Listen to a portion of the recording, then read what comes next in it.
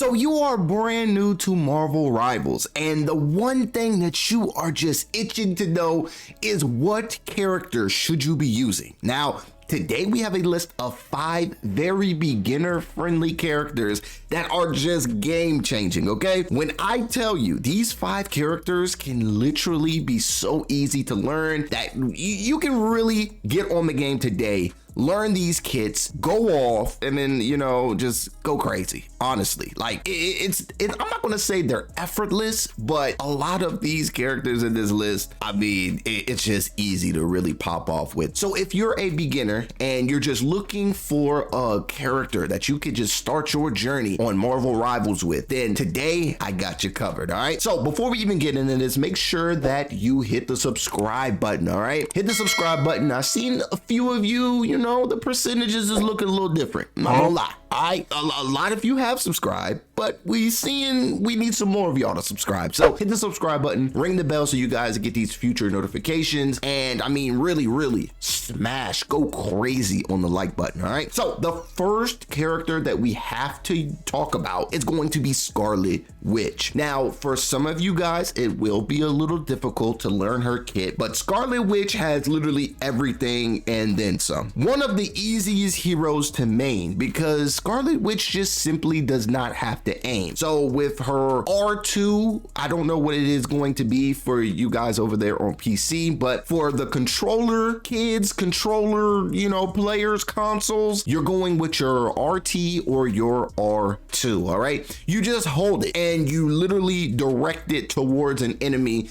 It has crazy range. And I mean, Scarlet Witch is by far the easiest that you can go. I mean, you're literally just holding a button, running around. That's it. All right. That is just the base of her kit. Now, for the rest of her kit, is actually super toxic because not only does she sit there and can just zap you to death by just holding one button and running around in circles, but she also can stun you. She can also fly. And I mean, she can also throw something that actually hits you from distance. So yes, Scarlet Witch is very easy, but she can still be very toxic. We all seen and we all know about her ultimate. Now the ultimate might take you a little bit of time to perfect because now players are getting a little smarter, a little bit more knowledgeable about the game. So either they're going to web you or pull you out of your ultimate animation. If you can hide and then get the animation or the ultimate off, I guarantee you can just wipe out squads. And it's that easy, okay? It's that easy. And you don't even really know what you're doing. You're just zapping people up. Now, the third and last thing I want to bring to your attention is that she can also reposition with this fly ability that I just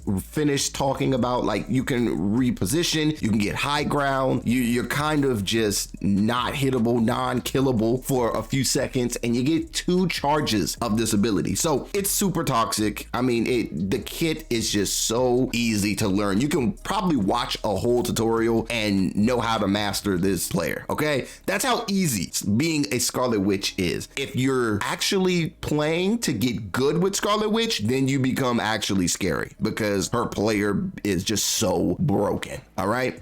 Now, for our next character that we have to talk about in this tier list or this list on Marvel Rivals is going to be no other than Magneto. I had to throw at least one vanguard in this video, and that's going to be Magneto. I feel if you can get somewhat of decent heals, Magneto is just a insta lock if you're looking to just be in the front line, because hear me out, Magneto is the ultimate damage sponge. This dude can take so much damage. And the cool thing is he can also dish out a lot of damage as well. I don't know about you guys, but whenever I see a Magneto, either in ranked, either in quick play, if they're playing with a couple teammates, playing with a couple homies, Magneto just does not die, okay? Unless you are completely mud stomping the team, then Magneto might have like 4 or 5 deaths, but Magneto just stands tall, front and center, taking on all the damage and while also racking up all those kills. Now let me go a little bit backwards because I have to just touch on this real quick. Magneto's damage is just no joke. His regular attack hits like a tank, and then his special attack hits like a bus. But you know what else hits really hard is when he has his team up ability with Wanda, who we just really talked about last character, okay? So if you have a Scarlet Witch on your team, you just start sword slashing people and you're going to be melting through tanks, through squishies. No healer is going to be safe when you have this team up ability. So Magneto has to be my favorite Vanguard right now. I would put Strange here, but Strange, you gotta get a little strange with the portal placements, the knowledge, the Qs, then you got a lot going on. So for a very new player for Marvel Rivals and you're just a flat out beginner, Magneto is a good start, okay? You don't really have to do too much. I mean, all of the reticles for these characters are already out from, I believe, Gaming Merchant. You could go crazy with Magneto.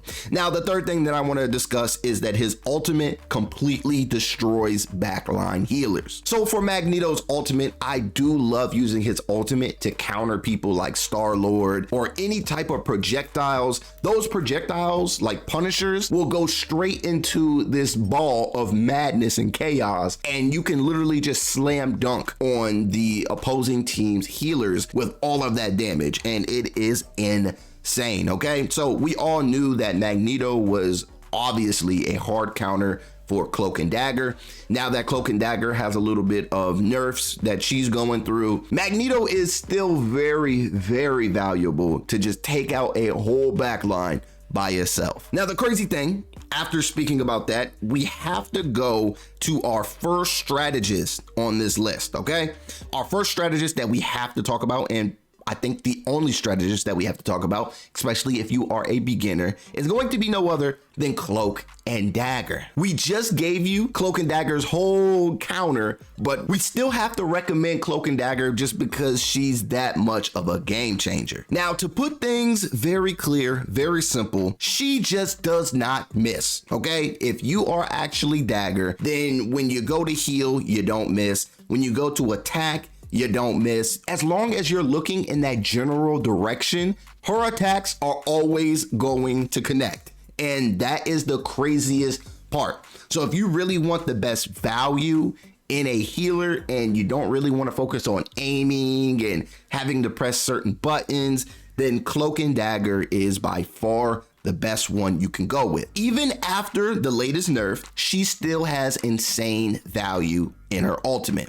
Her ultimate, we've all seen it, we've all heard it, and it is a game changer when it comes to creating space. So if you want to create space, you want to, push the convoy forward, you want to take over a point, then yes, her ultimate is great. Now, the one thing is the nerf did kind of draw back the amount of time she gets her ultimate, but it is still a very effective ultimate at the end of the day. So if you were to ask me, I do believe that Cloak and Dagger is the perfect balance between healing and also dishing out damage. So of course, the kit is going to be a little difficult because you're trying to learn two different characters, but after you get the gist of everything will be easy, I promise you. The healing with Dagger, then the damage output with Cloak. You can even put out damage with Dagger. Like, you don't even have to switch. I know a lot of people get on people for seeing Ty more than they see Dagger, and it's cool, but sometimes you don't even have to switch. You could just continue being Dagger and just give so much value to a team, and you're just holding R2 or RT. You feel me? So yes, learn how to use Cloak and Dagger. You'll have the damage, you'll have the healing, you'll have everything you need and more. Now, the next character on this list is by far the most easiest character on this list. There's one more that's even easier, but when it comes to picking up the kit, I do believe he might be a 1-star. I'm not sure. I really don't pay attention to the character difficulty, whatever. But if you can't come from a game like Fortnite, Call of Duty, or any other game and come straight to Marvel Rivals and be effective with the Punisher, then you just not a gamer. The Punisher is easily the greatest character that you could choose, especially if you're used to just like shooters or whatever. You don't have to worry about any recoil. You don't have to worry about anything. And for this to be your first character to learn, you can still change games in a major way. So Punisher has has 2 different weapons. So the rifle is really good from range, and then the shotgun that you can switch to completely destroys tanks up close. So if you're getting dove on, you switch to your shotgun, a couple little dome pieces, dome taps, and that vanguard is down for the count. Now the rifle is really good, and Punisher is actually really good in the game, especially when you're paired up with a Rocket Raccoon, but the Punisher is actually someone that can counter a lot of those people that are just high in the sky flying. So your Storm, your Iron Man, your Human Torch, these people that are in the sky, it is solely your job to take them out of the sky, okay? You are literally on sky duty. So you melt them from the sky and you go on about your day. That will greatly benefit your team at the end of the game, because there's nothing worse than Iron Man just getting untouched, unbothered, and now he's leading the game with 22 kills. Like, this is the perfect counter for that. You can either use Punisher or you can use Hela, but we can talk about Hela a lot later, because she's a lot more skill based than Punisher, because not only can Punisher shred from range and completely destroy up close, but his ultimate is complete chaos. If you just love chaos and dropping people down, then Punisher is the ultimate person for you, because his ultimate is so insane, because you're just spitting bullets down range, and while you're just holding on to one button and spitting all those bullets, you also have automatic rockets coming from behind your back, causing complete chaos. Like, by far one of the easiest players to use, and you get crazy damage, you get crazy value for a team, especially if there's a lot of flyers or anybody out there that you just need to melt from the sky. You can definitely counter them. After we get the Punisher out the way, our final character on this list, I do feel that she is so broken that I do think that next patch or next update, she's probably going to get a nerf, and that's probably for the good of the game. All right, the character that we're talking about here is Squirrel Girl. Squirrel Girl is by far the most broken character that I've ever used, and I almost have her on Lord, so I will be doing a tutorial soon, and Squirrel Girl is completely broken. Now there are some maps where she's a lot more dominant than others, and if there's a map with like tiny hallways or places that are just not wide open, Squirrel Girl is just so scary. Okay, so Squirrel Girl, by far most broken character in the game. The amounts of damage that she can dish out is just completely unholy. She has these exploding acorns, and it just gets crazy. The acorns, you don't even have to hit them directly. You can just shoot at your opponent's feet and it is just going to explode and deal damage. Now, if you hit opponents directly, I'm talking about maybe 3 acorns, they up out of there. Now, unless you're talking about a vanguard, if you completely just pelt a Groot, yeah,